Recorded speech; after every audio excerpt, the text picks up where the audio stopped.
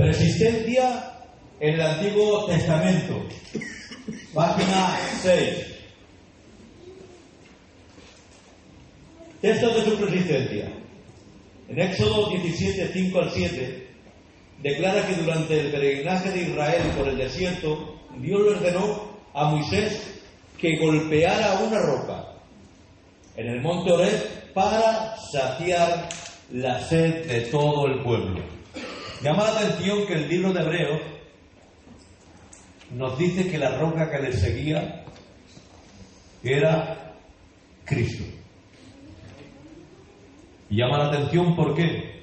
Porque si lo aplicamos a lo que dice en Juan 7:37,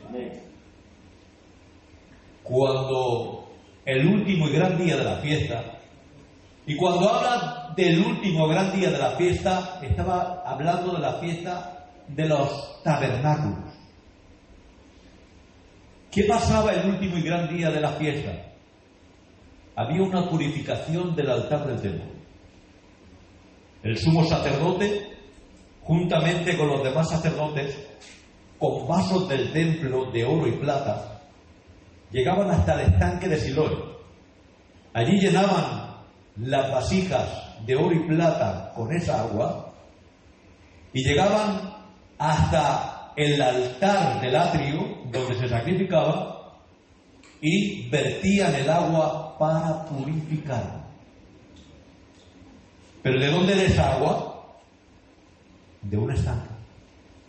Agua estancada. Agua putrefacta. En cambio, cuando llegan a la altura de Jesús, Él se pone en pie y dice, ante toda esa ceremonia, el que tenga sed, venga a mí y beba.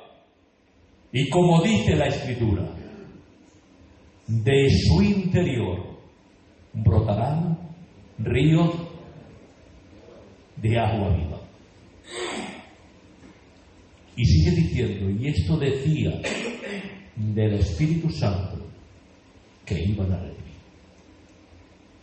Por tanto, cuando Cristo dice, en el libro de Hebreos, que era la roca que les seguía, estaba hablando de persistencia de Cristo ya en medio del pueblo, anunciando algo. El Espíritu Santo que iba a estar en nuestro interior. Hasta entonces el Espíritu Santo en el pueblo solo había estado sobre ellos. Pero que viviera en el interior del hombre y que brotara para vida, ¿cuándo? No había sucedido nunca. Así que era una promesa que ya estaba ahí, anticipada, que no vieron Moisés y los que le seguían, pero que sí el autor de los Hebreos declara que esa roca era Cristo, haciendo una analogía o haciendo una aplicación de lo que era el agua viva. Por tanto, como le dijo a la mujer samaritana, si tú supieras quién te pide agua, tú me pedirías de esa agua y jamás volverás a tener sed.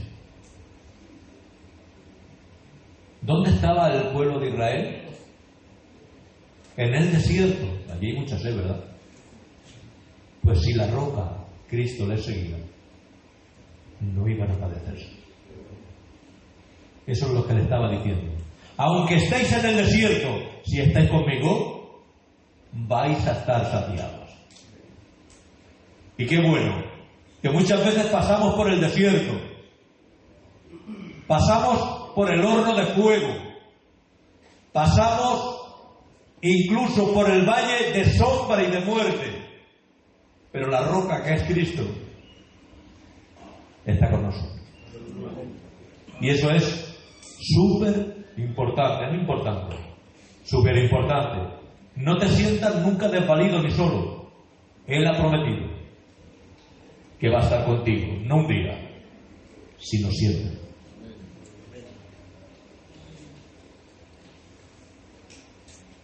El pasaje mismo demuestra la fidelidad de Dios hacia Israel de proveerles sobrenaturalmente todo lo necesario para subsistir en el desierto. Cuando el apóstol Pablo escribe a los corintios, les explica el significado que este maravilloso evento tiene. En primer lugar, Pablo dice en referencia a los judíos que todos bebieron de la misma bebida espiritual, porque bebían de la roca espiritual que les seguía y que la roca era Cristo. Primera de Corintios 10:4. La declaración de Pablo es una poderosa evidencia de la persistencia de Cristo.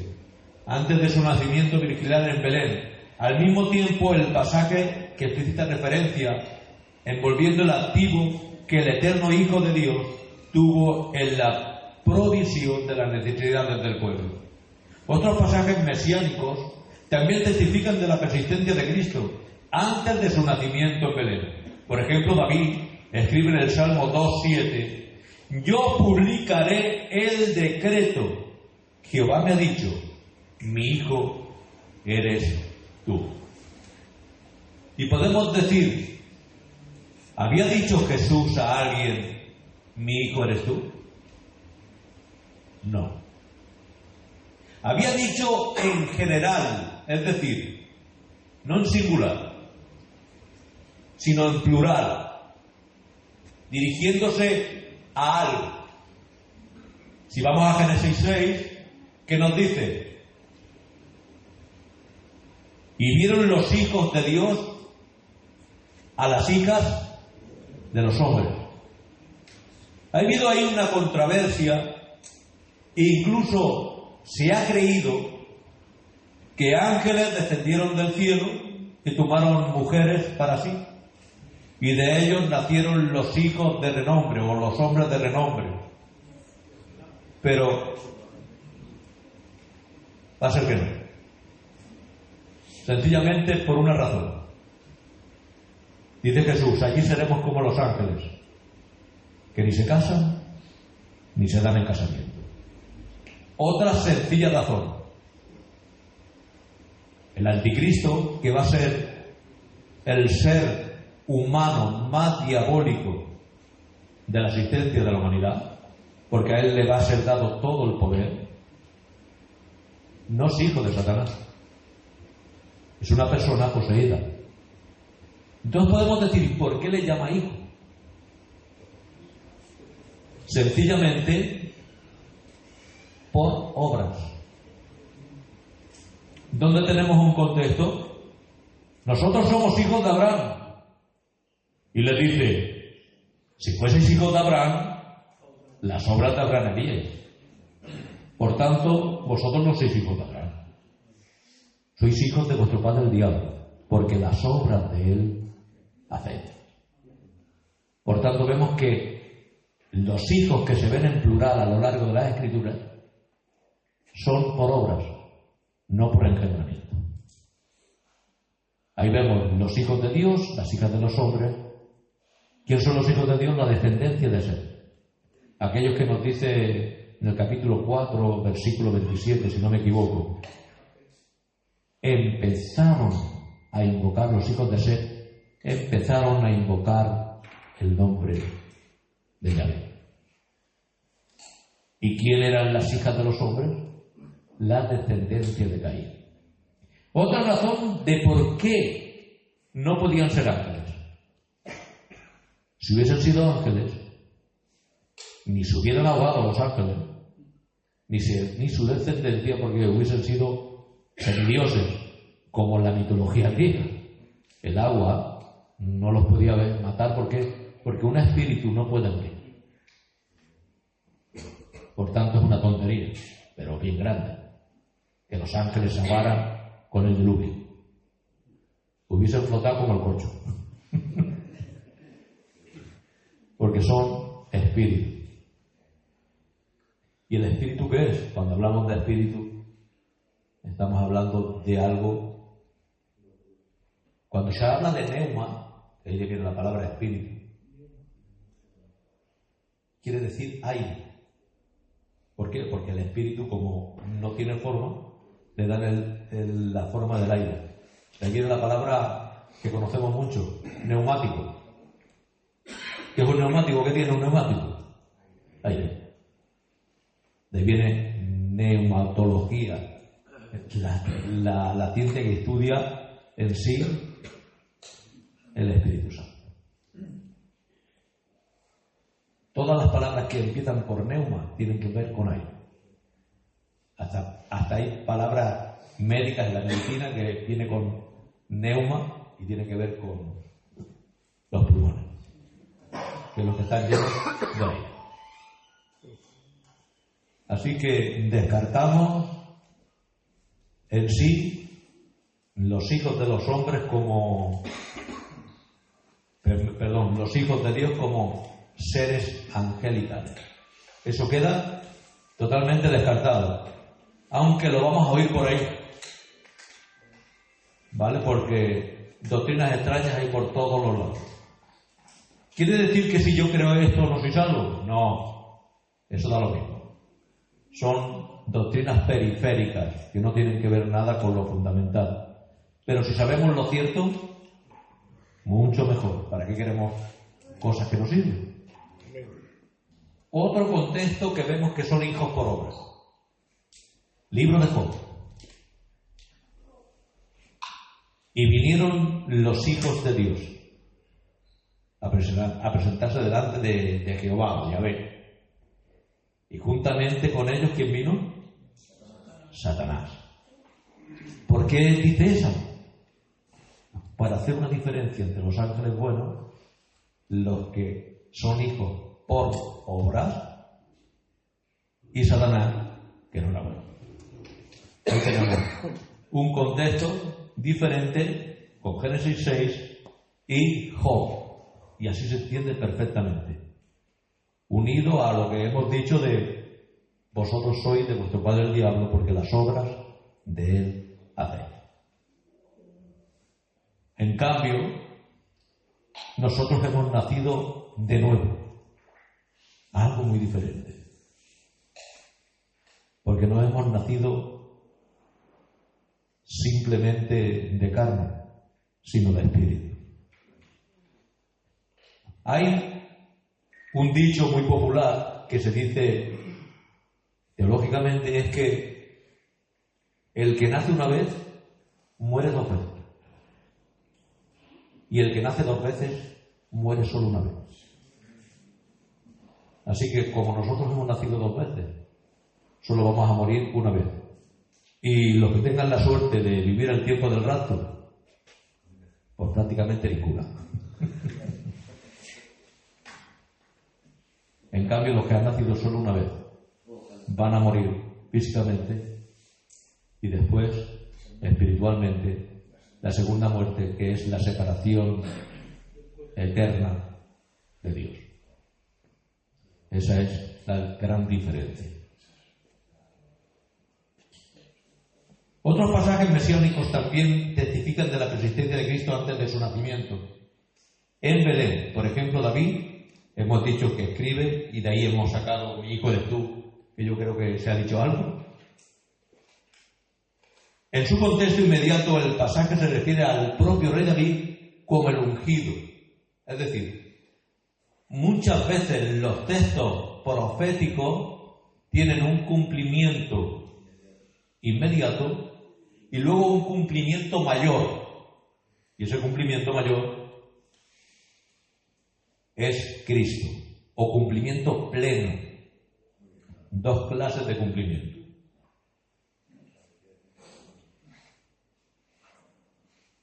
Así lo entendieron los escritores del Nuevo Testamento, quienes, guiados por el Espíritu Santo, aplicaron este pasaje ¿a quién? Al Señor Jesús. Hechos 13:33 y Hebreos 1:5 y 5:5. Por otro lado, aunque el pasaje apuntaba hacia el futuro, David testifica de la presente existencia de Cristo al momento de escribir el Salmo y de él merecido honor que debía recibir a los hombres aún antes de venir al mundo. Pues en los versos 11 y 12 dice: servid a Jehová con temor y alegraos con temblor, honrad al Hijo. ¿Y a quién se refiere él? ¿A sí mismo? No. que no se enoje y perezcáis por el camino. Bienaventurados todos los que en él confían. En cambio, David decía algo, y es que decía que le diera al Señor un corazón nuevo, porque se veía pecador, malo, inservible. Él había aprendido de todo lo que había sucedido. Y podemos decir, ¿cómo es posible que un hombre que hiciera el pecado de adulterio y asesinato fuera un hombre conforme al corazón de Dios?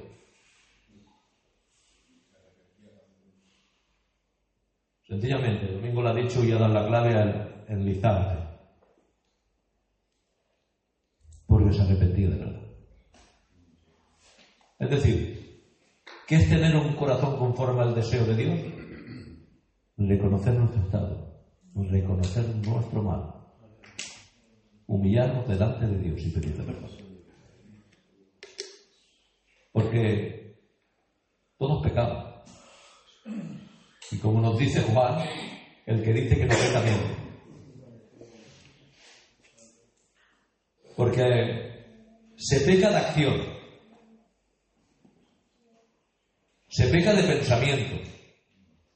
Dos formas de pecar: acción, pensamiento. Pero hay una tercera forma de pecar: de omisión. Y tú puedes decir, ¿y qué es omisión?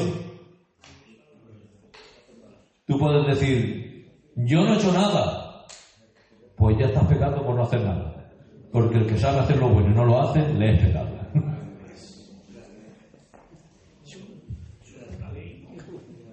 No es que sea una ley, es un mandato de Dios que, por supuesto, lo vemos en la parábola del samaritano. Ahí vemos reflejado el pecado de omisión. ¿Quién era la flor y la nata de Israel en ese momento? Espiritualmente, el sacerdote y el levita. Ahora le preguntan a Jesús, ¿y quién es mi prójimo? Porque amarás a Dios sobre todas las cosas y a tu prójimo como a ti mismo. Bien, Jesús, pero ¿quién es mi prójimo? Y ahora les cuenta una parábola. Un hombre descendía de Jerusalén a Jericó. Y fue atacado, golpeado y dejado medio muerto. Le habían robado, le habían quitado lo que tenía y echado en el suelo. Allí entiendo. Pasa el sacerdote y dice, yo voy por la otra acera, que no quiero saber nada. Pero pasa el levita y hace lo mismo. ¿De dónde venían? Vamos a ir un poco, imaginar un poco la escena. ¿De dónde vienen el sacerdote y el levita si descienden de Jerusalén? Del templo. Había 24 órdenes sacerdotales y solo 2 semanas al año actuaban. Pero al destajo. Cuando les tocaba a esa gente la suerte de entrar en el santuario y ser los que ofrecían el sacrificio por el pueblo. Muchos corderos, muchos animales, mucho sacrificio, mucha sangre, y espiritualmente muy contentos. Se han purificado, se han limpiado, se sienten limpios. Pero si ahora al descender para su casa, porque no vivían muchos de ellos en Jerusalén, ¿sabe dónde vivían? En Jericó, la ciudad de las palmeras, un oasis de Judea. Es como el avenidor de aquí de la Comunidad Valenciana. ¿Y dónde vivían allí? Habían acabado su trabajo y ¿dónde se iban? A su casa. Pero ¿y si tocaban a una persona muerta? Tenían que volverse a purificar el templo. Entonces me hago el disimulado que yo ya estoy limpio y he estado toda la semana trabajando en el templo y me voy para mi casa con mi mujer y mis hijos y no quiero saber nada. Estoy limpio. Como decía la sulamita, ya me he bañado. Ahora voy a salir por la calle a mancharme otra vez. Pues le pasó igual. Pero ¿quién fue el que usó de misericordia? El samaritano. Pero ahora vamos al samaritano. El samaritano ni descendía de Jerusalén ni subía de Jericó, porque ni iba a ser recibido en Jericó ni en Jerusalén. Él cruzaba de camino y se encuentra con la situación y usa su misericordia, su medicina y su dinero. Ahora pregunta Jesús: ¿quién creéis que obró bien con el prójimo? ¿Entendéis? No tienen que decir el samaritano porque les sabía mal hasta nombrar ese nombre. El que usó de misericordia. Pues ya lo sabéis, usar de misericordia. Ese es el pecado de omisión. Que cuando tengamos la posibilidad de hacer bien, prójimo, es muy fácil. Hay una palabra que identifica el prójimo. ¿Saben la que es?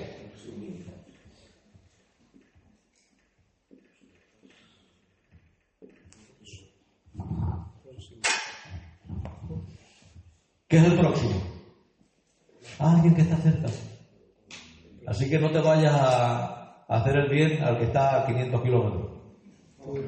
Que el Señor va a poner a tu lado gente para que puedas ayudar. Que muchas veces queremos hacer muchas cosas con gente desconocida, con gente tal, para ser vistos como hacían aquellos.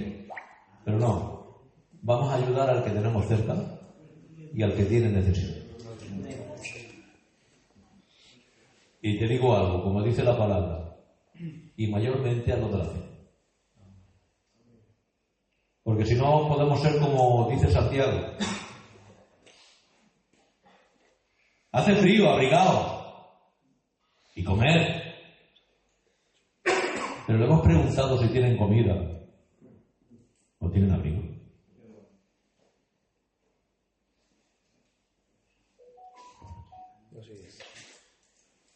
Tenemos que ver las necesidades de nuestros hermanos. ¿Sabes que muchas veces un abrazo no es suficiente?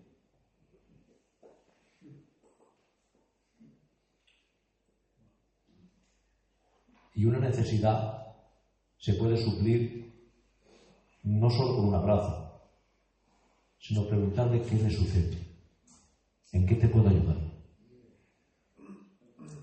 Y si nos pide que, como dice la palabra, que vayamos con él una milla, en este caso 1 kilómetro, vamos a ir 2.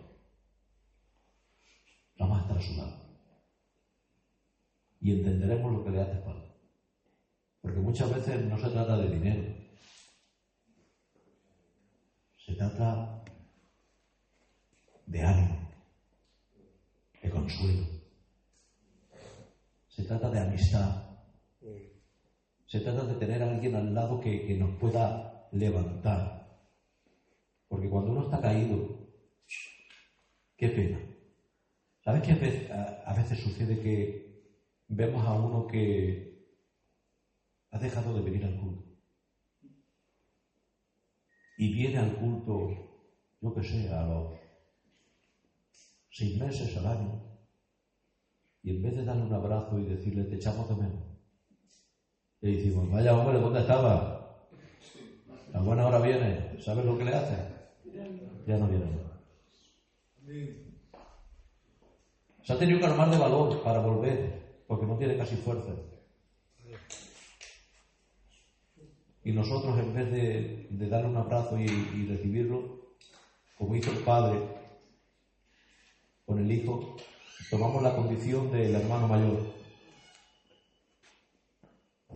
diciéndole, pero a este ¿por qué lo recibe?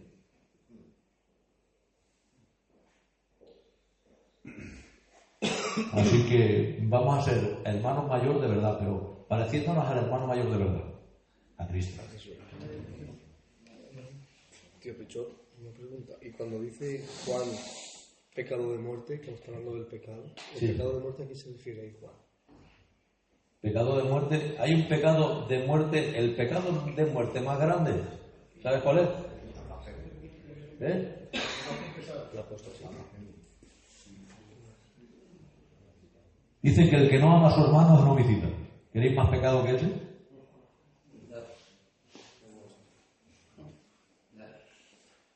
Nos trata de asesinos. Porque muchas veces tomamos el pecado de muerte solo por el adulterio, el asesinato. Hay un pecado más fuerte que el adulterio y el asesinato. La falta de amor. El que no ama no ha conocido a Dios. Ya podemos ser muy legalistas, podemos ser como queramos, pero hay un pecado de muerte superior a eso. La falta de amor.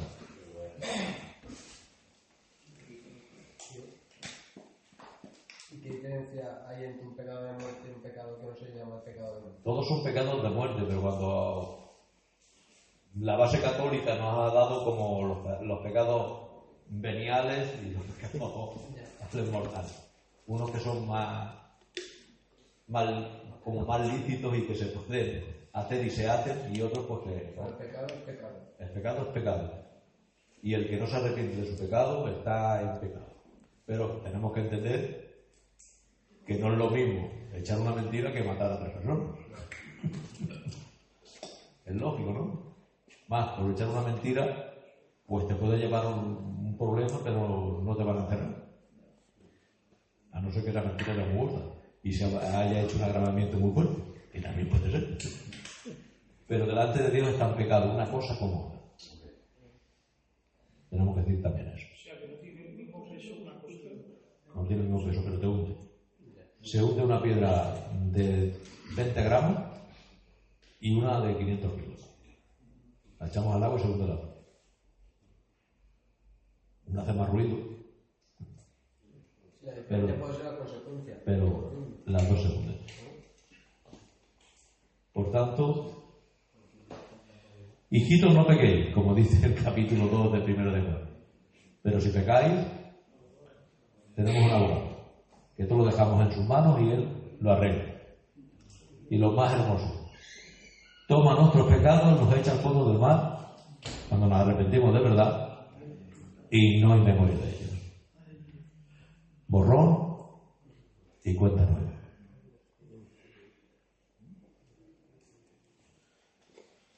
De la misma manera, el Salmo 45, 6, 7 dice: tu trono, oh Dios, eterno para siempre.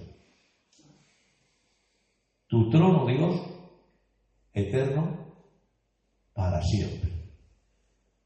El escritor de Hebreos explica que el personaje que está hablando en primera persona en el texto es Dios Padre.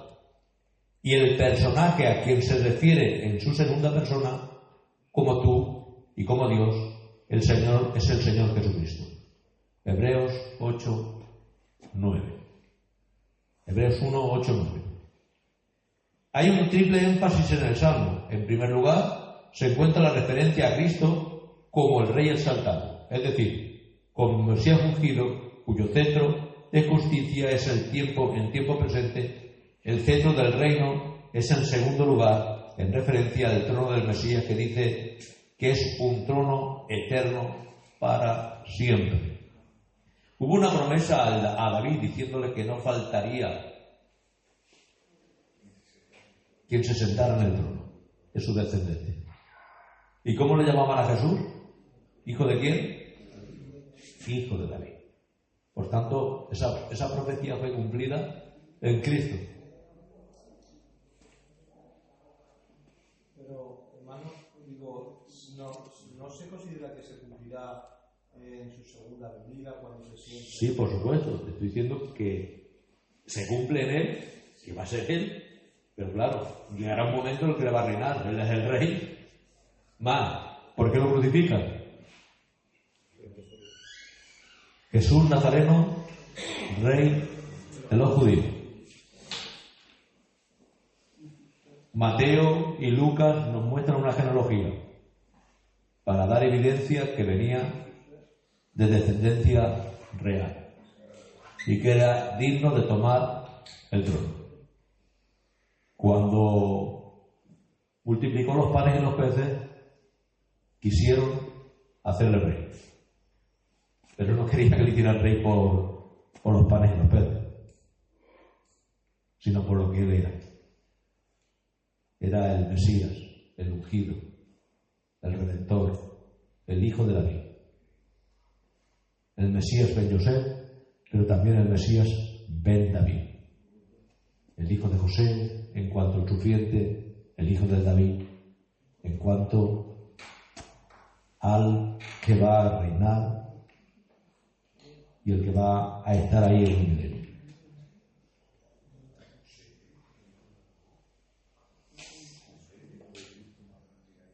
La eternidad no tiene principio ni fin, ni está sujeta a las limitaciones del tiempo. La razón del por qué el trono del Mesías es eterno es en base a quién es Él por naturaleza. Es decir, ¿por qué es eterno el reino? A ver si a la pregunta o a la respuesta que decías, hermano, decir, si aún no ha reinado, pero entonces estaríamos haciendo de Él un eviterno, que tiene un principio de reinado, y Él es el Rey de Reyes y Señor de Señores desde siempre. Él es eterno, por tanto, su reino es eterno. No tiene un principio. Para que sea eterno no tiene ni principio ni fin. Ahí entendemos que en Él lo que no es es. Él es el Rey de Reyes, Señor de Señores. Y como dice el Salmo, de Jehová la tierra y su plenitud, el mundo y lo que en la vida. Y tenemos que decir que tenemos solo un Dios, en tres personas, pero un solo Dios.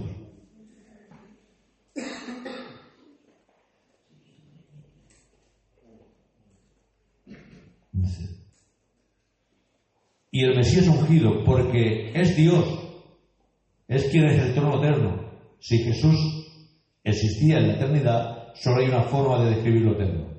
Miqueas 5:2, sus salidas desde la eternidad.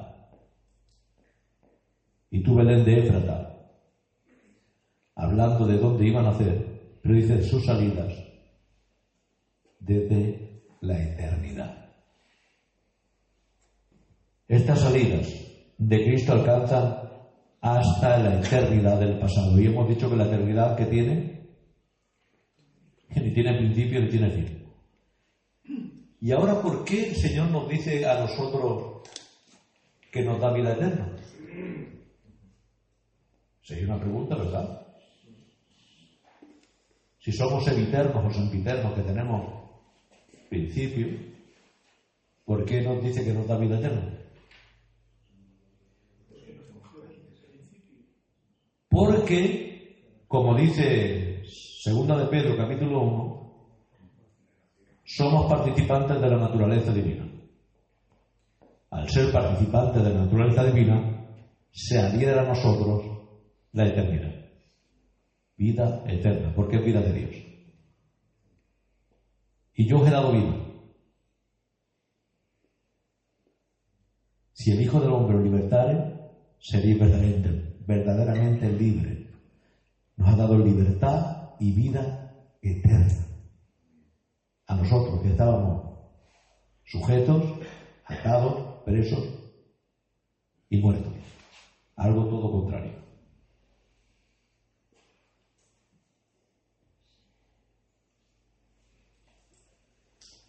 Miqueas 5:2. Pero tú, Belén, Éfrata, pequeña para estar en las familias de Judá. Dijimos la semana pasada por qué habla de Belén de Éfrata y no dice solo Belén. ¿Alguno se acuerda? Había otra Belén en Galilea y encima muy cerca. de donde vivía la familia de Jesús. Porque aunque él tuvo que descender y nacer donde Dios quiso, porque la familia de David era de Judá, encima también de Belén, y en este caso vemos que Jesús, que es el pan de vida, ¿dónde tenía que nacer? En el horno. Belén quiere decir casa de pan, y el pan de vida iba a nacer en el horno. No.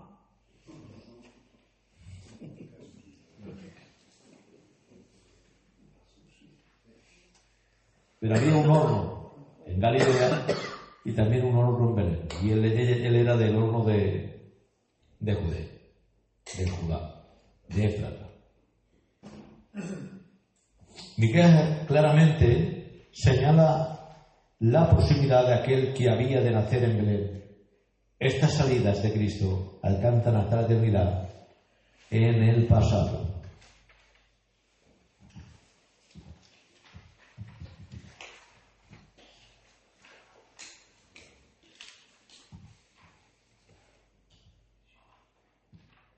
La persistencia de Cristo en el Nuevo Testamento. Texto de su persistencia. Juan 1.1 dice: en el principio era el Verbo, y el Verbo era con Dios, y el Verbo era Dios. ¿A qué principio podemos unir este texto? Y sería un contexto no inmediato, sino remoto. A Génesis 1.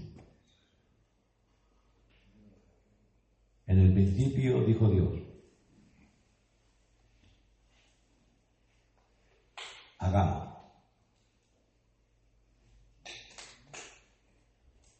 Vemos un principio y en el principio ya está la Trinidad. Y vemos en el Génesis que la Trinidad también estaba. El Padre y el Hijo diciendo hagamos, y el Espíritu de Dios moviéndose sobre la faz de las aguas como el brazo ejecutor.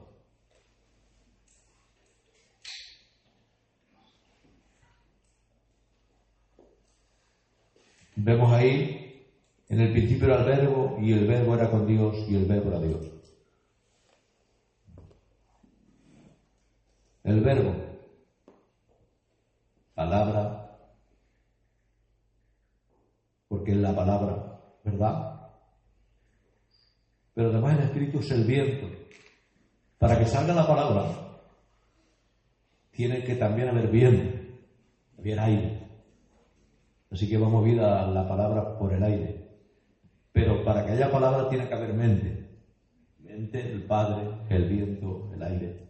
Pero el Logos, la palabra, es producida en Cristo. La que la da a conocer. Es como la imagen del Dios invisible. Pues es la palabra que hace sonido en nuestras vidas y puede producir fe. Porque justamente cuando vamos a Hebreos 12 dice que el autor y consumador de la fe, ¿quién es? Cristo. Pero nos dice en Romanos 10:17 que la fe es por el oír. ¿Por el oír qué? La palabra de Dios. Pero si nos vamos a un texto más preciso, si lo oímos en griego, ¿cómo estaría escrito más o menos? Así como istis, que fe en griego. Hay dos formas de oír. Está el upokoe y el paracoe. Paracoe es oír a la misma altura. Como le dijo Nicodemo: Señor, sabemos, tú eres maestro, yo también. Y le dijo: tú no sabes nada. Eso sería paracoe, pero no dijo, no tenemos que oír de esa forma. Hay una forma de oír para obedecer. Es upokoe.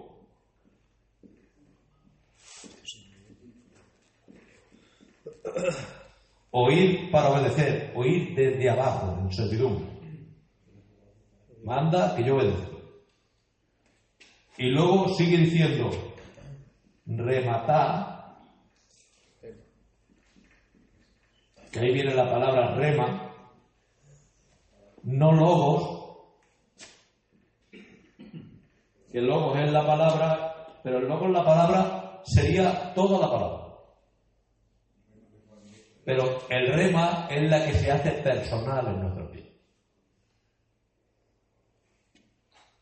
Pistis un poco es rematar, y luego, según nuestra traducción, dice que la fe es por oír, que dice el logos, teos.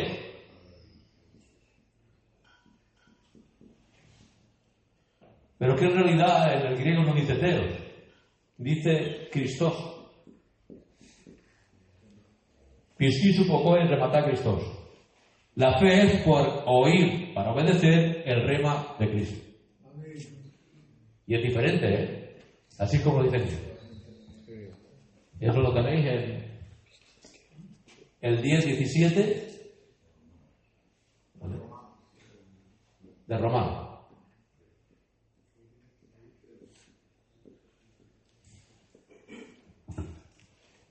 Y cambia, ¿verdad? Que cambia cuando el sentido es así. Entonces, ¿el rema, eso qué significaba? El rema. El rema, ¿qué significaba?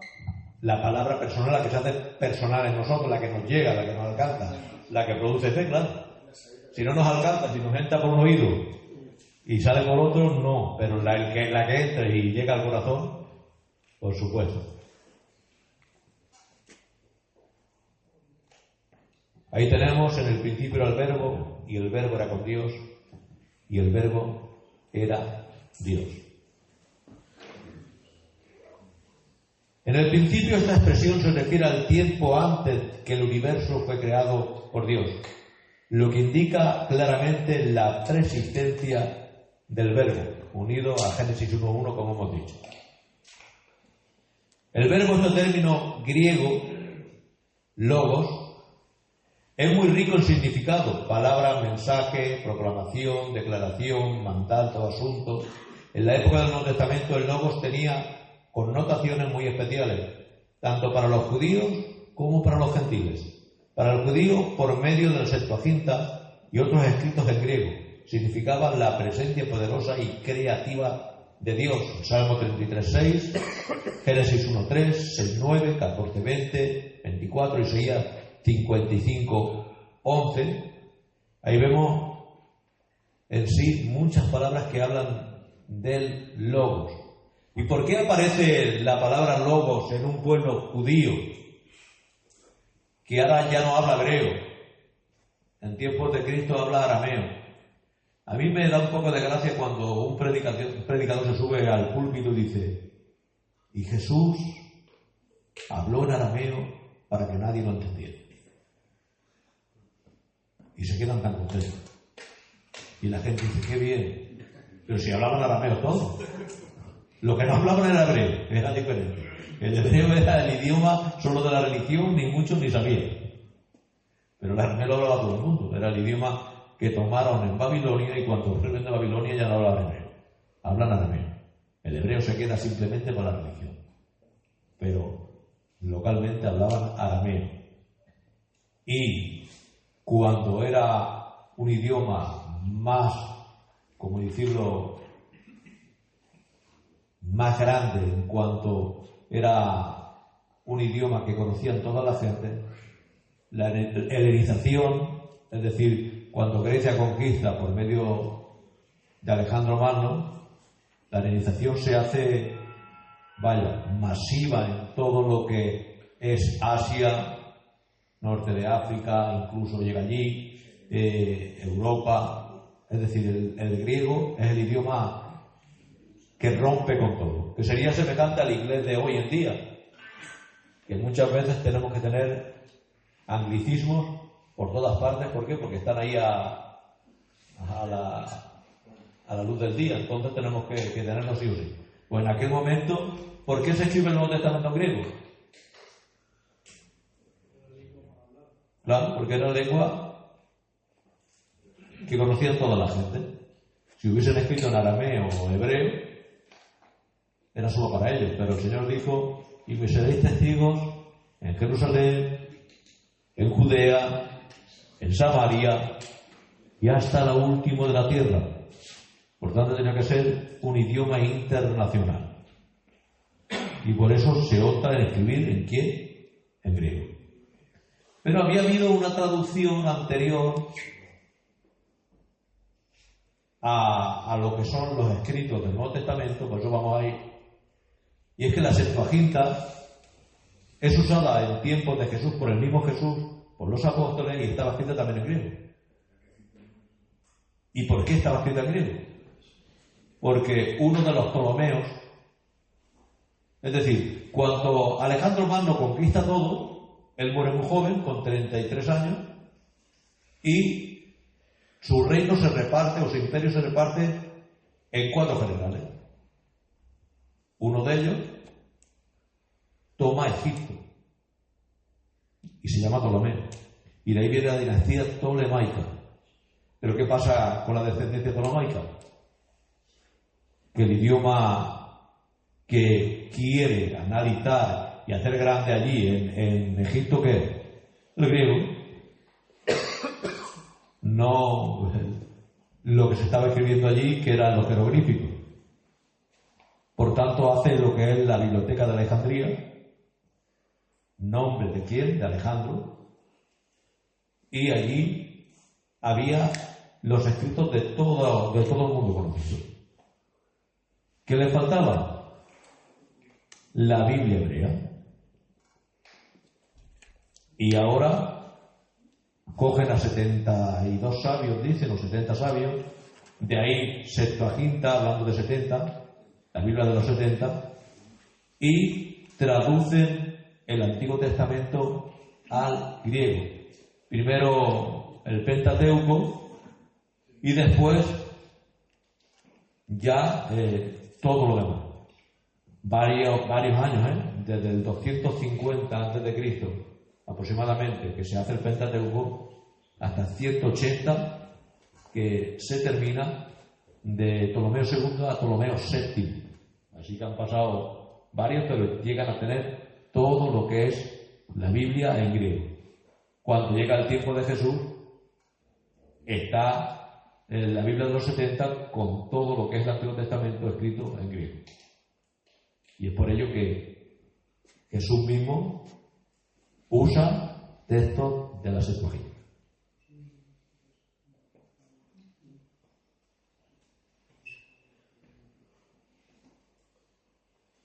Dice que el lector no judío pudo muy bien haber pensado del término en el sentido filosófico como una unidad coherente que llena y ordena el universo. El apóstol Juan trasciende en esta comprensión. El Evangelio se refiere o confiere este título a Jesús histórico. En 1.14 se hizo carne y habitó entre nosotros. Así se identifica como la suprema revelación personal de Dios en la historia humana. Hebreos 1:4.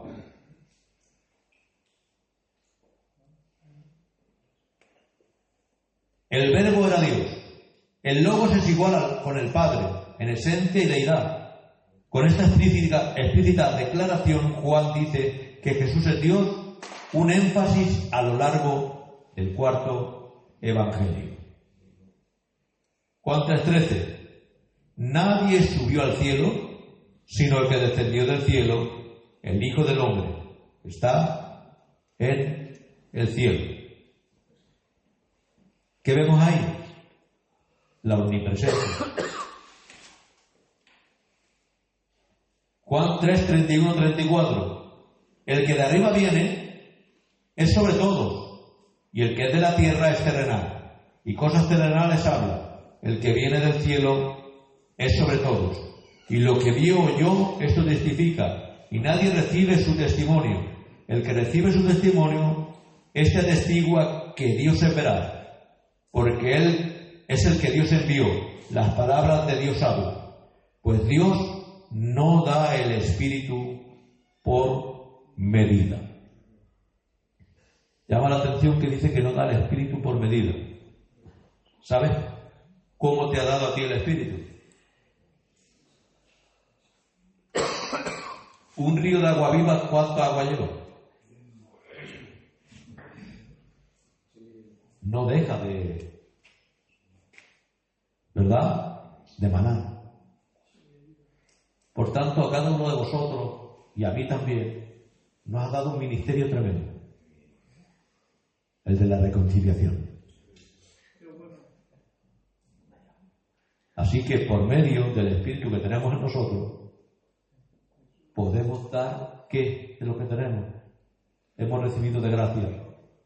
Demos de gracia. Y muchas veces nos creemos que eso se pertenece solo a pastores o a candidatos, pero llama la atención que los que traen la multiplicación de las ovejas no son los pastores, son las mismas ovejas. Así que a veces hay más fruto en las ovejas que en los pastores, porque los pastores es para cuidar el rebaño. Así que muchas veces almas que vienen al culto, almas que se salvan, es por medio de hermanos llenos de la gracia y del poder de Dios, que hablan, que testifican. Así que no os quite nadie su premio. ¿Sabes que hay una corona que solo se recibe si ganamos almas para el Señor? En el Tribunal de Cristo, en el Bema, hay una de las coronas que se llama la corona de gozo. ¿Y sabes por qué se recibe? Por ganar almas para Dios. ¿Tú quieres recibir esa corona? Pues gana algún alma para el Señor. Sé ese puente, ¿vale? Sé ese útil para ganar algún alma para el Señor.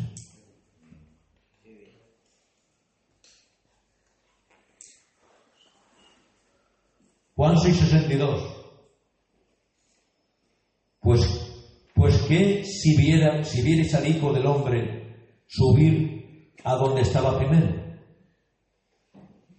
Y sí que lo vieron, ¿verdad? Subir. No allá al cielo, pero sí que lo vieron como se iba en la nube. Llama la atención que dice que así como lo vieron irse, vendrá. ¿Y cómo viene en el rapto? En la nube.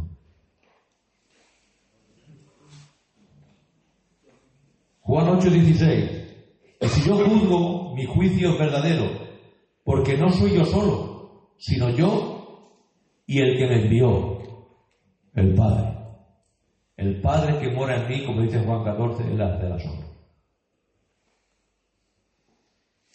Le preguntó, ¿verdad?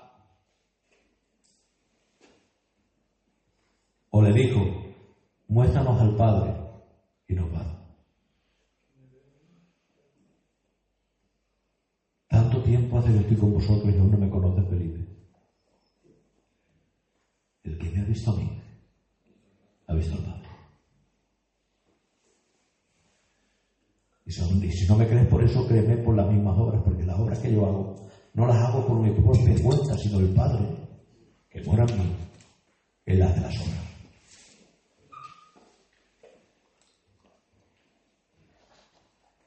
Juan 8:23. Y les dijo, vosotros sois de abajo, yo soy de arriba, vosotros sois del mundo, yo no soy de este mundo. Tenemos que entender que, aunque tomó carne y tomó naturaleza humana, Él nunca fue una persona humana. Y a este dice, vaya hombre. Entonces tomó cuerpo humano y no era una persona humana. No. Si Él hubiese sido una persona humana, hubiese tenido dos personas. Él era una persona divinhumana. Porque la naturaleza humana dependía de la divina. Por tanto, era una persona divinhumana. Porque nunca fue el hombre hecho Dios, sino el Dios hecho carne. Que a veces parece algo parecido. Es como preguntaban la semana pasada, ¿tenemos dos naturalezas? No.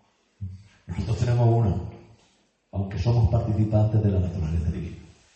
Pero solo participamos. No tenemos dos naturalezas.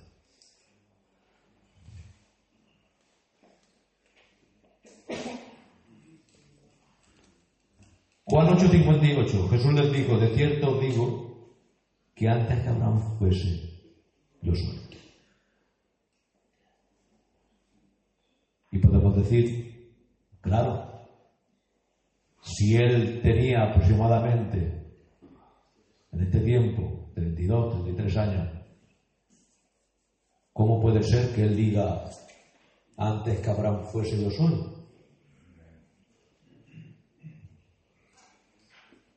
¿Quién estaba hablando ahí? La persona divino-humana. Esa es la que estaba hablando.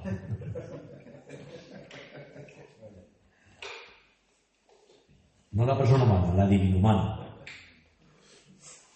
Porque si no hubiese sido imposible.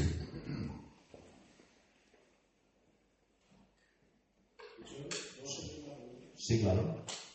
Ya que has dicho eso, en algún momento vemos que Cristo solamente habla como hombre. A ver, como hombre no habla nunca, aunque sí, en realidad, manifiesta su humanidad. Sería el detalle. ¿Por qué? Porque si solo hablara como hombre, estaría rompiendo el esquema de lo que es. Era el divino humano, nunca dejó de ser Dios. Entonces en Cristo no había división. No había división ni mezcla. Aunque tenía naturaleza humana. Sí. Entonces, siempre ha dicho que era todo Dios y todo hombre. Sí, pero si vamos a Filipenses capítulo 2, te dice que era igual a Dios y semejante a los hombres. Igual es que no hay diferencia. Tú ahora sacas 2 euros del mismo año, la misma fecha, y los miras y son exactos. ¿Hay diferencia? No. Pero ahora yo te muestro uno de otro año y con otro dibujo y será semejante. Y lo metes en una máquina de Coca-Cola y te da la Coca-Cola y todo. Pero no es igual, es semejante. Cuando el Señor te pregunta a su discípulo, ¿cuándo vendría la venida? Eso no lo sé yo. A ver, habla como humano. ¿Por qué? Porque él se ha autolimitado. Y ahí también tenemos que ver que ahí también usa algo muy normal. Entre los hebreos, un hebreo. Y ahora lo explico. ¿Cuándo se casaba el que estaba festeando? ¿Quién ponía la fecha y el día? El padre. Pues entonces, si ponía el padre, el hijo no lo sabía. Entonces, tomando en sí la cultura hebrea, dice que yo no sé el día ni la hora, eso está en la potestad, está en el poder de mi padre. ¿Cuándo se podía casar el hijo? Ya tengo la novia. Pero le decía al padre, hasta que no tengas un lugar para la novia, tú no te casas. En mi casa no lo metes. No vas a meter a la novia en mi casa. Cuando tú tengas una habitación propia y un lugar para ella, entonces pondré fecha para. ¿Y qué dice el Señor en Juan 14? Y si me fuere y os preparare el lugar, vendré otra vez y os tomaré a mí mismo para que donde yo estoy, vosotros también estéis. Pero si ha dicho que en la casa de mi padre muchas moradas hay, sí, pero en esas moradas no. Yo voy a hacer una para vosotros, que soy mi amada, soy la esposa. Entonces cuando tenga el lugar preparado, entonces vengo, os tomo, os llevo conmigo y a la boda. Y el hebraísmo dice que ¿en dónde está eso? ¿En la potestad de quién? Del Padre. ¿Entendemos ahora eso? Y podemos decir, pero Jesús en realidad sabe el día y la hora. Pues claro que lo sabe. El divino humano lo sabe seguro. Aunque el humano estuviera limitado, el divino humano lo sabe. También decía, cuando le decía, maestro bueno, porque él me llama bueno. a que no era bueno Dios. Si no eres bueno, solamente Dios. ¿Sabes lo que estaba diciendo? A ver, si tú en realidad no crees que yo soy Dios, ¿por qué me llamas bueno? Porque si fuese que en realidad supieras que yo soy Dios y te estoy diciendo que vengas conmigo, dejaría los 4 duros que tienes y te venías conmigo. Pero y amando más lo que tenía, se fue para casa.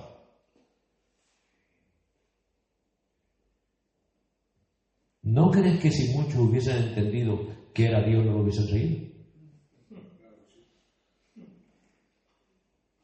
Pero como no lo aceptaban, pues no lo seguían.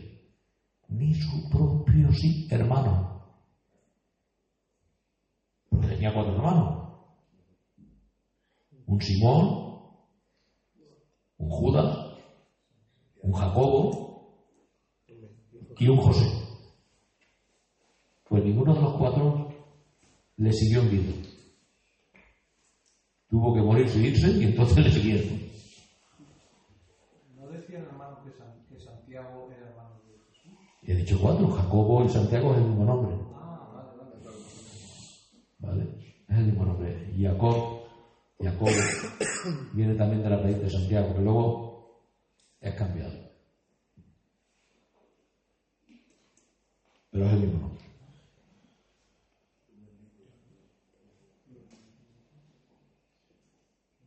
Juan 16, 28. Salí del Padre y he venido al mundo y otra vez dejo el mundo. Y voy al Padre. Sale del Padre, pero ¿dónde va? Al Padre.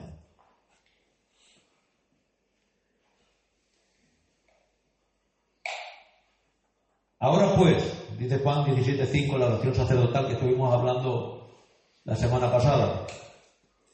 Glorifícame a tu lado tuyo con aquella gloria que estuve contigo antes de que el mundo fuese.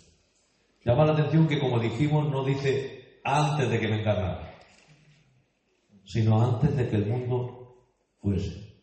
¿Y qué estuvimos hablando aquí? ¿Os acordáis? De la prekenosis. Hablando de dejar lugar para la creación. Porque para dejar lugar para la creación tuvo que dar autonomía. ¿Y de qué estamos hablando? En Dios que hay perfección, ¿verdad? Pero cuando se crea la creación, vemos que surge la imperfección. En Dios no hay tiempo. Pero al crear la creación hay un principio. Y si hay un principio y hay tiempo.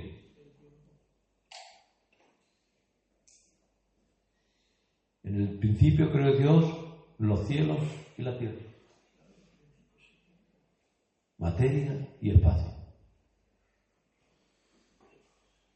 Entonces, tiempo, materia y espacio. Algo que no existía. No que signifique eso, sino que lo que hace, los componentes es los que hacen que haya un momento en el cual Dios da lugar y autonomía. ¿Por qué? Porque al crear el hombre lo hace virrey de la tierra y le da algo, el privilegio de decidir por sí.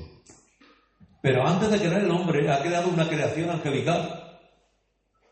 Ángeles, arcángeles, serafines, querubines. Y también le da la oportunidad de decir, ¿dónde lo vemos? En Satanás. Que a causa de sus contrataciones dijo que quería hacer el trono al lado del trono de Dios. Y con esas contrataciones, yo no sé lo que les prometió a aquellos ángeles que cayeron en la trampa, por el mismo pecado que el orgullo. Y querer algo que Dios no les da. Puestos, ¿no? Le prometería por... Claro, lugares puestos. Yo voy a ser ahora igual a Dios, voy a estar al lado de Él con un trono y yo voy a dar cosas que Él nos ha dado.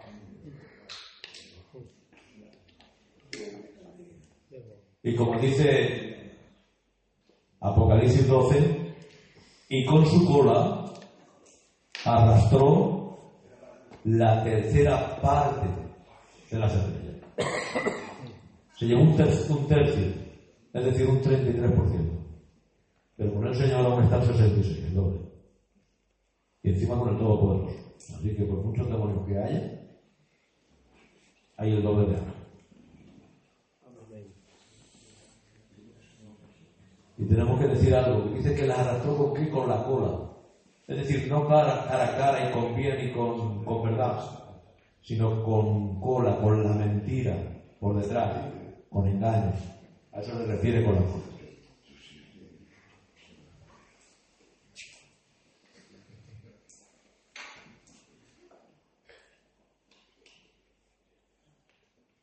Así que vemos que devolver la gloria que tenía antes de que el mundo fuese, tiene que ver con ese tiempo donde ya no habrá imperfección, donde no habrá tiempo, no habrá muerte, no habrá enfermedad. Y ya no habrá ese problema de decidir cosas que vayan contra Dios, porque seremos semejantes a Él. Pero vemos un detalle tampoco, vamos a ser igualados, como dijo Natal. Seremos semejantes a Cristo. Y ya está bien. Ser semejantes a Cristo. Porque tendremos un trono semejante. Tendremos un trono juntamente con Él. ¿Sí? ¿Qué estás diciendo? Aquello que amó Satanás y por ello fue echado, Él nos dice en el capítulo 3 de Apocalipsis: el que venciere le daré que se siente conmigo, como yo he vencido y me he sentado en el trono con mi Padre. Ándame. Él dice: seré semejante a Dios y me sentaré al lado de su trono. Y lo echa. Y ahora nosotros, sin comerlo y beberlo, nos dice: seréis semejantes a mí y os sentaréis en mi trono. Ándame.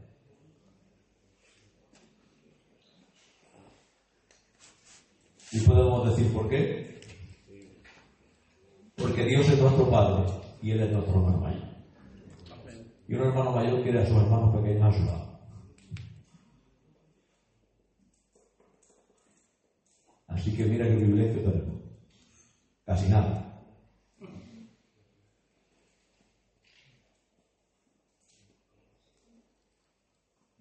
Tenemos Sí. antes de entrar en el testimonio de Pablo sobre la persistencia, tenemos este texto que viene ahora. El otro, hay cositas que igual preguntan mucho. Sí. Y son las 11:30. Vale. Porque tengas en cuenta. Pues nada, que decimos, Juan, el texto este último de la página, así nos quedaríamos en la página 8, que no nos avanza mucho, una página. Pero no pasa nada. En antaño nos tirábamos con una cuarta parte de página, 4 o 5 horas, así que no pasa nada. Así decir que este libro va a durar tiempo. Pero lo bueno no es el tiempo, porque tenemos que ir aprendiendo porque somos participantes de la naturaleza divina. Y no hay mejor tiempo que invertirlo en Dios. Juan 20:28, la declaración de Tomás. Entonces Tomás le respondió y le dijo: Señor mío y Dios mío. Cabe resaltar que Jesús no reprendió ni rechazó su afirmación. Así que vemos que cuando por primera vez llega Jesús traspasando la puerta y cumpliendo lo que le había dicho a María, ve y dile que he resucitado, y luego se muestra a ellos. Porque imagínate una mujer diciendo: Jesús ha resucitado. Le diría a María: pero bueno, por favor, yo sé que lo quería mucho, pero qué tontería está diciendo. Y ella ahora, cuando se presenta delante de él,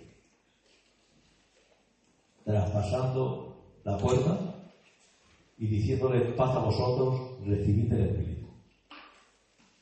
Y hace que reciban el Espíritu. En ese momento llama la atención algo. ¿Cuántos discípulos hay? 10. La reunión completa. Para que el sistema judío pudiera hacer culto y que la reunión fuera perfecta, que es el testimonio perfecto, tenía que haber 10. ¿Cuántos discípulos había? 10. ¿Quién faltaba? El Judas traidor y el Tomás incrédulo. La iglesia perfecta.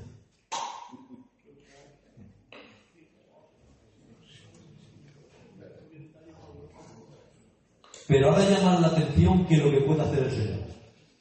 Tomás llega allí y dice, yo no me lo creo. Y los de ellos, que sí, que los 10, que Jesús ha resucitado. Si no meto mi mano en su costado donde fue lanzado, mi dedo en los clavos, yo no me lo creo. Pero aquel que decía, no me lo creo, ¿qué tendrá nuestro Señor? Que cuando Tomás lo ve, cae rendido y dice una exclamación que ninguno de ellos dijo: Señor mío y Dios mío. Cuando dice, Tomás, mete tu mano, mete tu dedo, sabía lo que había pensado. Tiene que decirle Señor mío y Dios mío. Y como dice el libro, y no dijo, ¿por qué me llamas Dios? ¿Os dais cuenta? ¿Por qué me llamas bueno? Pero es que ahora ya tenía cuerpo glorificado. Hasta entonces decía, no decir nada. Pero ahora decía, no, ir por todo el mundo y decirlo. Ya he cumplido con mi propósito. Antes no quería que dijerais nada para que no interfirieran y tenía que ir al Calvario. Y tenía que estar todo cumplido como debía. No quería que me molestaran. Ni quería que me hicieran reír. Ni quería tomar un atajo como Satanás me dijo que tomara un atajo. Tenía que hacer las cosas como tocaba. Pero ahora ya. Ahora sí. Gritarlo a voz en cuello y decirlo por todas partes. Pero ¿sabéis un detalle por qué empieza la persecución? Porque Dios permite a veces cosas cuando no hacemos cosas, cuando no hacemos caso. Me seréis testigos en Judea, primero en Jerusalén, Judea, Samaria, hasta el último de la tierra. La iglesia se hace fuerte en Jerusalén y de ahí no sale. Primera predicación, 3.000. Segunda, 5.000, 8.000 convertidos. Más los 120, vamos a ver el número, 8.120. La gente trayendo el dinero de las ventas de las haciendas, de los campos, y poniéndolo en las manos de los apóstoles. Dinero de sobra, tienen que invertir en mesas de los diáconos para que den a las viudas, les sobraba el dinero. Y tienen que invertirlo en dar a los pobres.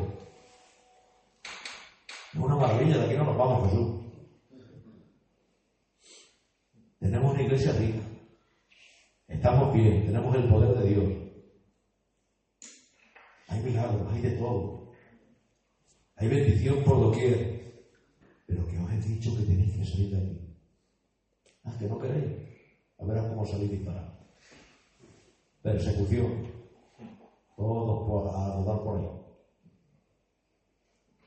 Así que a las buenas o a las malas. Bueno, pues hasta aquí, la página 7, y terminamos y vamos a la pregunta.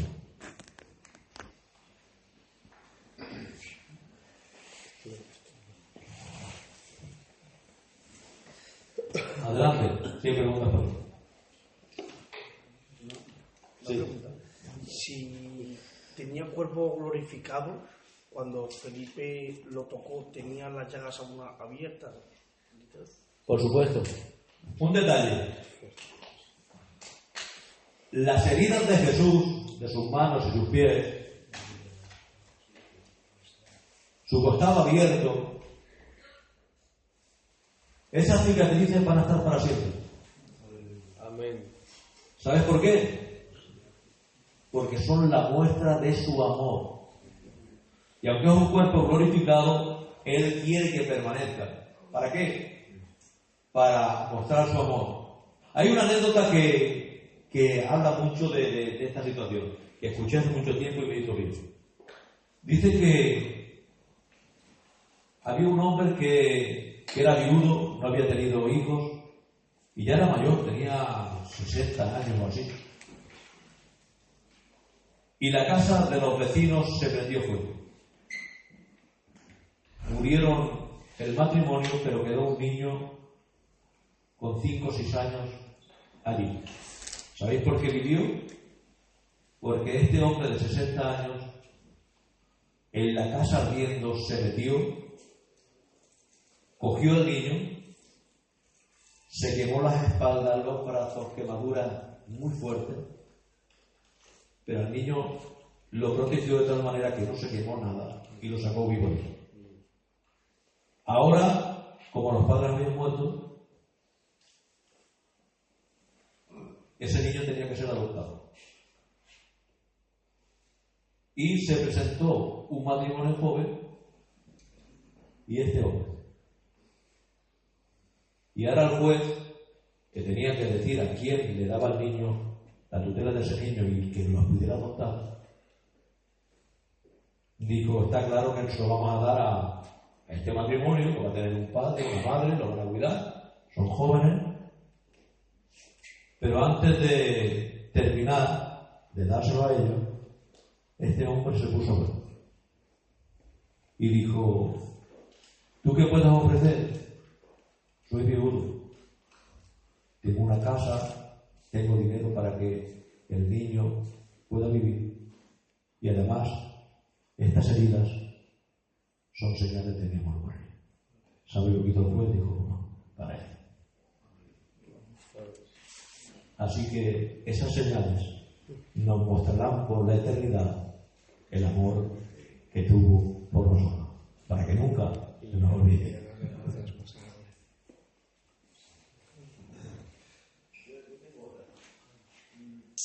Satanás tenía el conocimiento de la palabra y aún así crucificó a Jesús. Tenía el conocimiento de la palabra vedada. ¿Por qué? Porque la palabra se entiende por el Espíritu. Y es una cosa que no tiene Satanás, el Espíritu de Dios, por supuesto. Por tanto, él puede conocer la palabra literal, pero no el trasfondo de ella, ni la realidad de ella. Por supuesto. Él si hubiese sabido que tenía que crucificarlo, iba a vencerle y le iba a pegar la cabeza. ¿Sabía de pies a cabeza o de parte a parte de la Biblia Satanás? Sí. ¿Tenía la revelación? No, porque la revelación es por medio del Espíritu, no puede ser. Y aún así ahora mismo él tiene acceso al Nuevo Testamento, ¿no? Podrá saber conocer el Nuevo Testamento también. Puede conocer lo que ya ha pasado, pero el futuro no. ¿Por qué? Porque él no es omnisciente. Vale. Pero sí que sabe una cosa, que lo que pone literalmente se va a cumplir. Cuando dice que va a ser echado al agua de fuego, eso lo sabe seguro.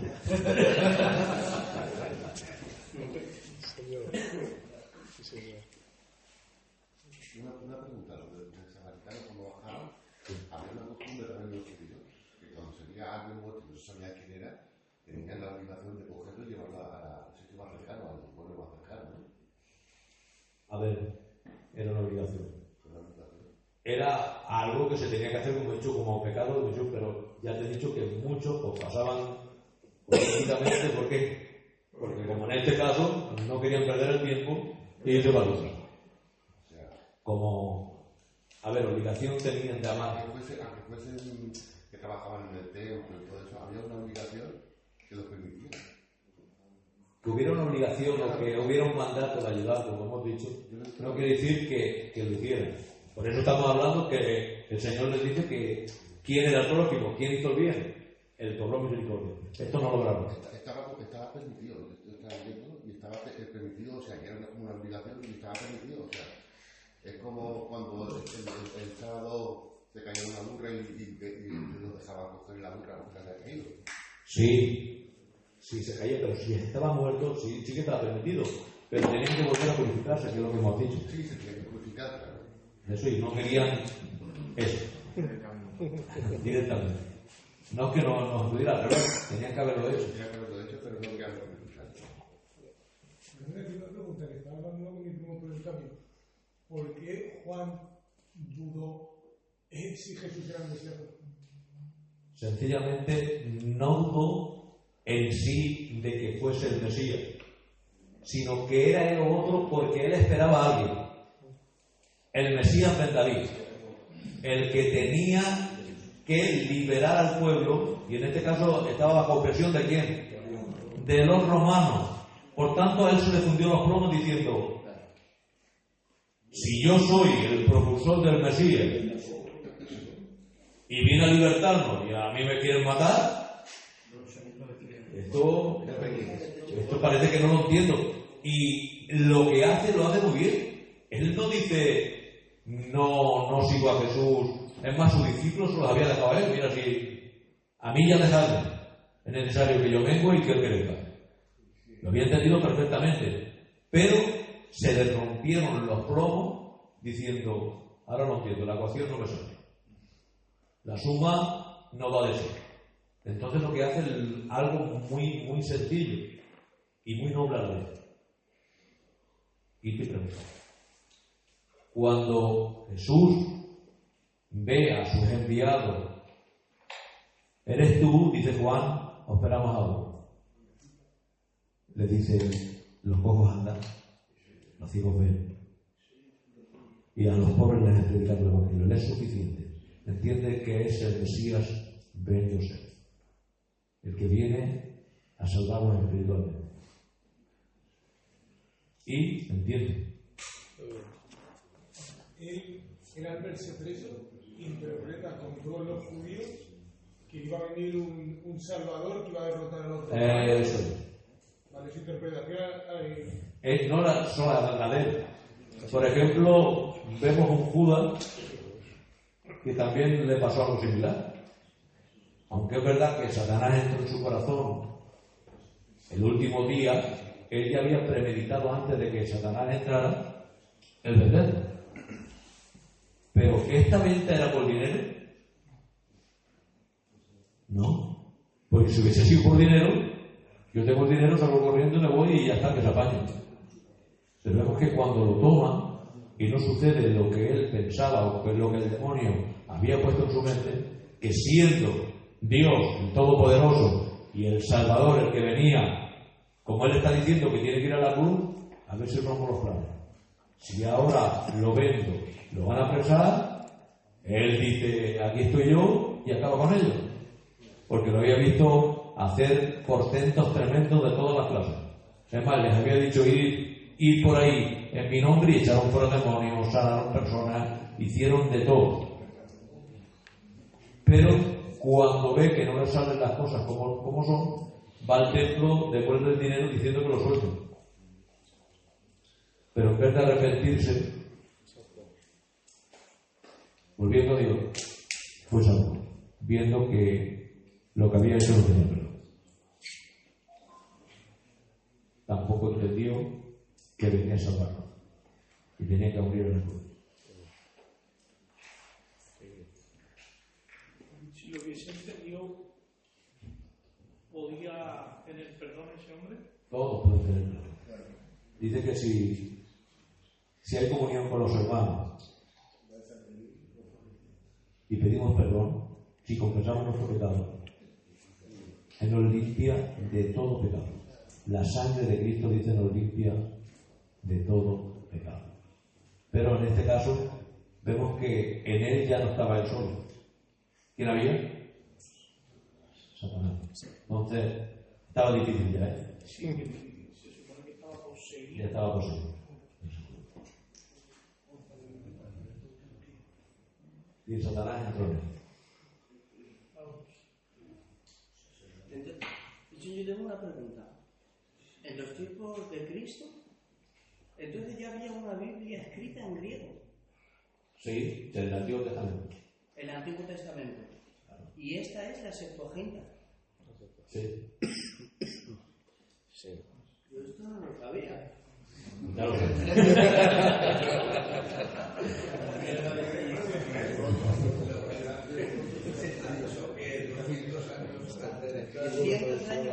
¿250?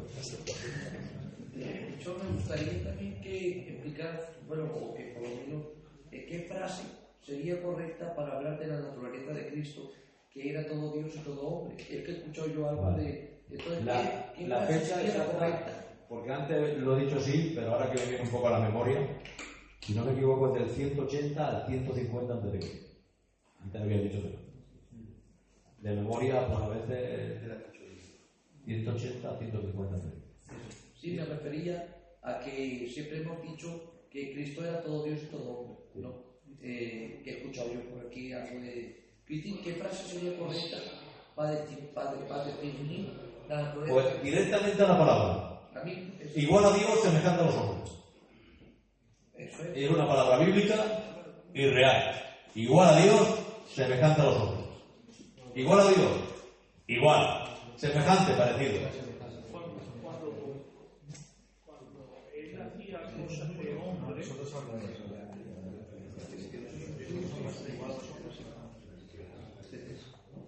Cuando él hacía cosas de hombre, comía o bebía, sí.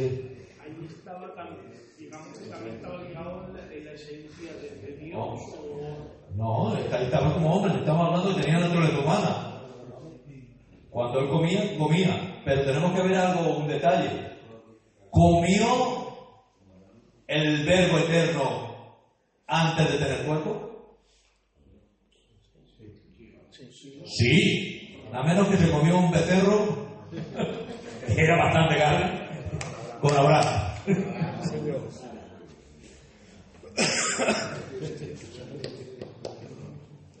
Y ahí no tenía cuerpo. ¿Quién estaba comiendo ahí?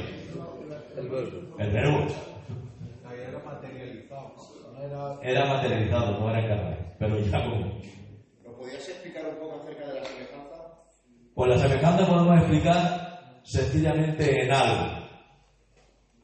¿Tenía naturaleza caída Jesús? No.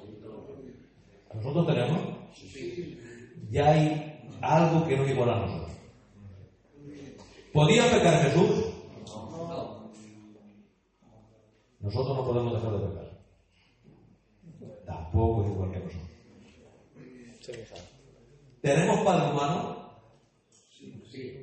¿Jesús tenía padre humano? No. ¿Por qué? Porque su padre es divino. ¿Jesús es eterno o eterno? Tampoco tenemos nosotros esa parte. Hay muchas cosas que ya no son iguales. ¿Nosotros somos Dios? ¿O Jesús era Dios? Eso es semejante. No digo.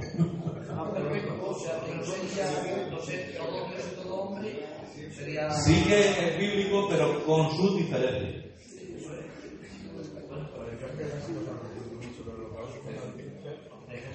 No podía pecar. No. Era impecable. Yo me creía que su naturaleza divina sometía por así decirlo a la humana para que pecase. Era impecable. Era impecable, no podía pecar. ¿Por qué? Porque es algo contrario a su naturaleza. Es imposible. No puede. No tiene concupiscencia. La palabra, como dice en Santiago, la concupiscencia dice que cuando nosotros pecamos, hay una causa. Cada uno por su concupiscencia, por su deseo desordenado, concibe y habiendo concebido da a luz el pecado y el pecado da luz o la muerte, vaya, es el final. Concebir, concupiscencia, concibe, se engendra, cuando se ha engendrado por causa de la concupiscencia, cuando da fruto, nace, es el pecado que produce muerte. Y ahora voy a deciros algo. Entonces la concupiscencia es la matriz del pecado en el hombre. Pero si ahora digo que Jesús no podía pecar porque no tenía matriz de pecado, no tenía concupiscencia, pues no podía pecar porque no tenía matriz de pecado. Una pregunta, dice que el Padre lo hizo pecado, ¿no? De pecado a pecador. Y al que no tenía pecado se hizo pecado.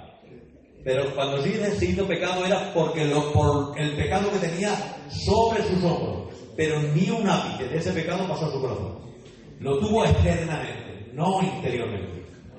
Es decir, sobre sus hombros cargó con nuestro pecado. Es como cuando dijimos la semana pasada, le dijo Moisés, muéstrame tu gloria o más tu gloria. Y dice, desde la altitude de la peña te mostraré las espaldas. Esa era la gloria del hombre, porque iba a cargar el pecado de la humanidad sobre sus hombros. La concupiscencia es un deseo, ¿no? Pero si yo no lo tenía, pero el menos se quedaba. Claro, concupiscencia para nosotros el deseo desordenado. 2 veces en la Biblia se habla de la palabra epitumía en referencia a Cristo, pero Jesús no tenía naturaleza caída ni deseo desordenado. ¿Cuál era su deseo? Ahí dice, cuánto he deseado estar con vosotros. Es decir, lo que para nosotros produce pecado, en él es amor.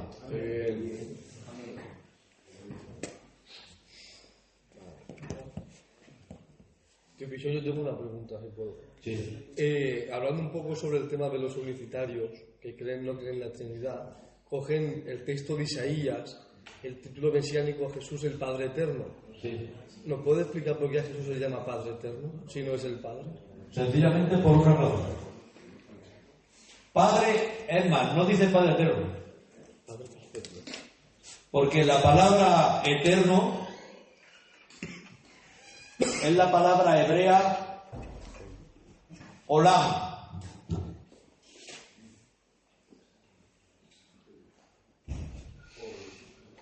Pero no dice olam, dice ad, perpetuo.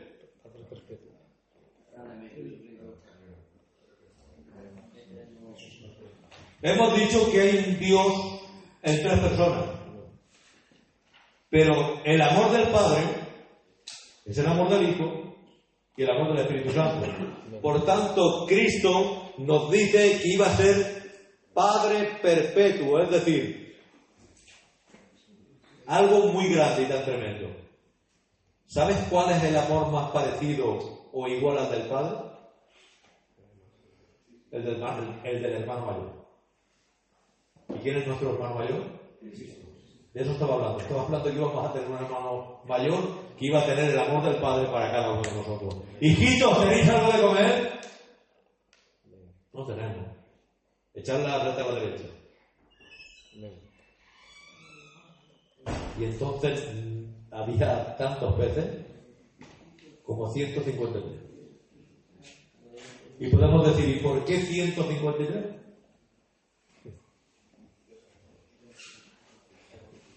Un Dios, 3 personas, Padre, Hijo y Espíritu Santo, 5 ministerios,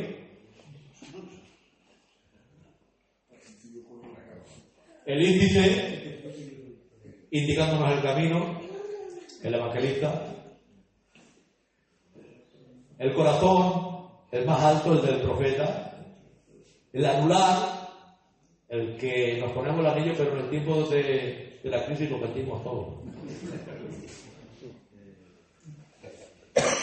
Hablando del pastor, el meñique, que por su tamaño llega a donde no llegan otros, el del maestro, y el pulgar, el del apóstol, que es el más fuerte y el que juega y ayuda a todos. 5 ministerios. Un Dios, 3 personas, 5 ministerios, pero ahora si sumamos 1, 5 y 3, 9. Amor, gozo, paz, paciencia, bondad, benignidad, fe, mansedumbre y templanza. 9 frutos.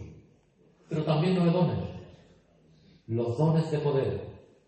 Fe, milagros y sanidades, los dones de la lengua, profecía, lenguas e interpretación de lengua, y los dones de conocimiento, ciencia, sabiduría y discernimiento de Dios. Ahí tienen 9 dones, 9 frutos. Entonces, ¿tenéis algo de comer? No, pues ya tenéis ahí para que tengáis de todo un día de 3 personas con 9 frutos y 9 dones. Hijitos, tenéis algo de comer, así que cuando nos digan que si tenemos algo de comer tenemos que decir, tenemos de todo. Porque tenemos al Espíritu Santo, que también es Dios, en nosotros.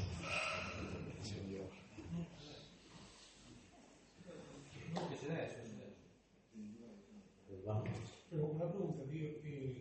David tenía el corazón semejante a Dios. Sí. Y se arrepintió de... No semejante a Dios, conforme a su deseo. Cuando dice conforme a su deseo, es conforme Dios desea que tengamos el corazón. ¿Cómo es el corazón? Pues que tengamos arrepentimiento y reconozcamos nuestro error. Y si se arrepintió, ¿por qué esa mujer no la dejó? Aunque el marido de ella mismo. Porque el marido murió y muerto el marido, tenía el deber de tomarlo para que no se quedara solo. Había cometido el error, cría el niño luego murió, pero cuida al niño y la mujer que ya se ha hecho bastante. Perdóname.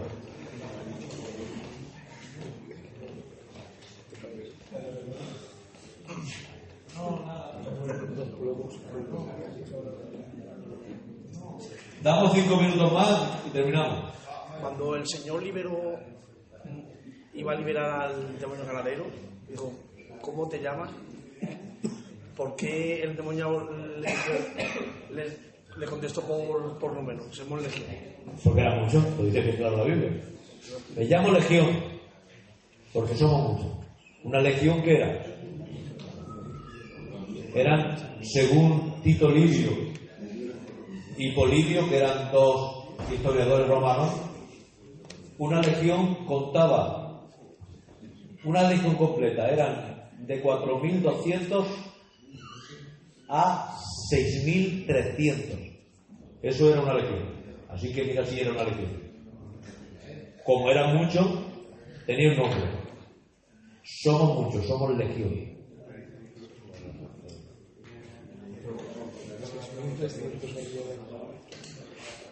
Respecto a lo que he dicho de que tus heridas siempre van a estar yo tenía entendido que cuando la iglesia sea arrebatada, sus heridas ya como que su sangre ya no hace falta para limpiar los pecados. Pero no estamos hablando de heridas sangrantes. He dicho cicatrices. Cicatrices. O sea que va a estar lo que es la herida bien.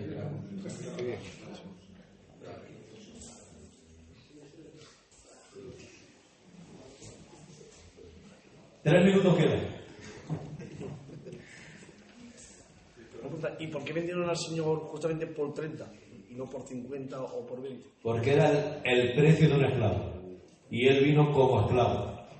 Un esclavo, en la ley, decían que su valor era de 30 piezas de plata.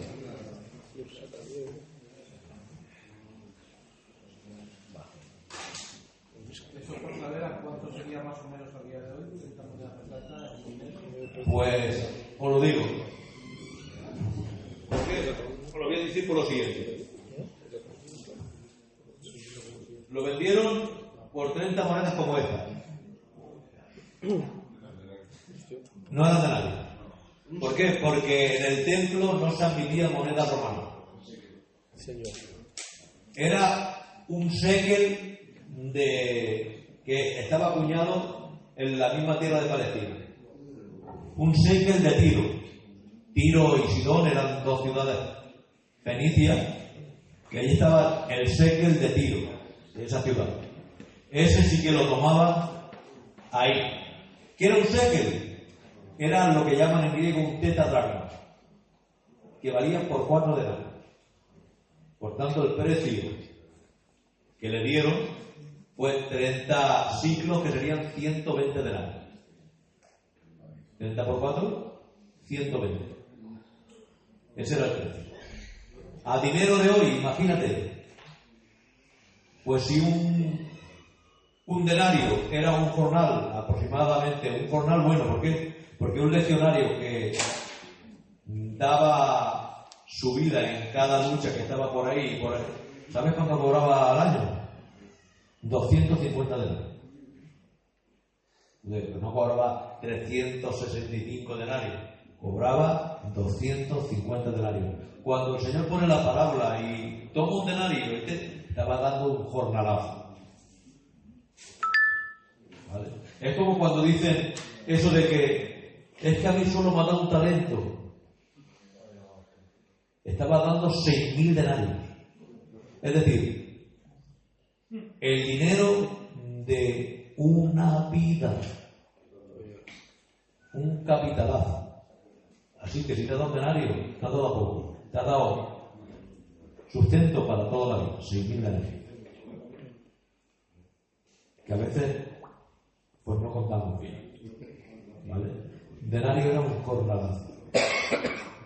No, y el que lo que te da el Señor, un poquito que te dé mucho. Pero llama la atención algo, un detalle para que se pudiera de contexto. No quería la moneda romana porque ¿a quién tenía? A César. Pero el ciclo de Tiro ¿a quién tenía? ¡A Baal! O sea, que preferían a Baal que César. En el templo.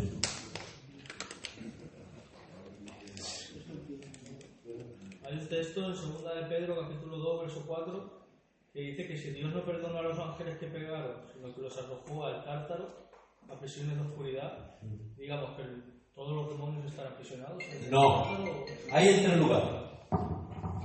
Está en el aire, que está Satanás, y los demonios que están sueltos, que son los que operan con él. Luego hay demonios que están en sí, en prisiones, pero para ser sueltos para la tribulación. Y luego están esos que están en el Tártaro, que son las celdas más estrictas, cerrados bajo llave al máximo, hasta el día del juicio. ¿Por qué? Porque seguramente, aunque la Biblia no lo indique así, pero se ve bien claro, dice que dejaron sus lugares, sus habitaciones, tal y cual, hablando de ángeles poderosos. Y ya tenemos bastante con lo que hay. Son ángeles que tuvieron mucho poder, mucha autoridad, y el Señor no quiere que estén sueltos. Eso va directamente de ahí al lago de Fuego. Directamente. El reino de Dios se ve en dos lugares, ¿no? Se ve reinar y derechar. Reinar cuando Jesús Ahí se había acercado, simplemente. El reino de Dios se ha acercado, luego se cumplirá. Bueno, vamos a dar gracias al Señor.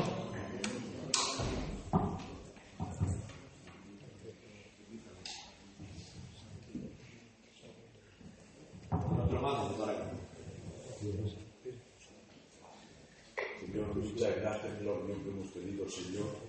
Muchas gracias, Señor, por los entendimientos, Señor, de nuestros siervos, Señor, que nos da para aprender, Señor, de tu palabra, Señor.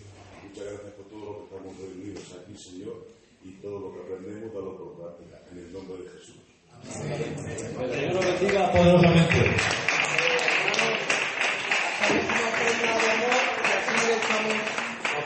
Un cable.